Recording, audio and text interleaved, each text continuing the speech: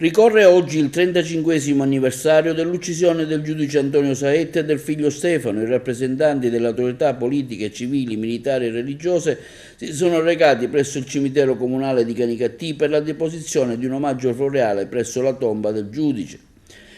Quindi la celebrazione eucaristica nella chiesa di San Diego, successivamente la deposizione presso la stella incontrata Giulfo, territorio di Caltanissetta, vecchio tracciato della strada statale 640 Porto Empedocle Caltanissetta. Quindi la cerimonia di intitolazione della villa comunale allo stesso giudice.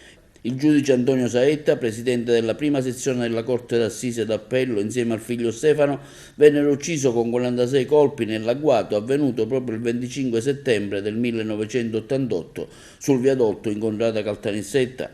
Saetta aveva condannato in appello i capimafia Michele e Salvatore Greco per l'attentato al giudice Rocco Chinnici e i killer del capitano Emanuele Basile, scandalosamente assolti in primo grado, ma il processo era stato annullato dalla Cassazione e si apprestava a presiedere l'appello del maxi processo.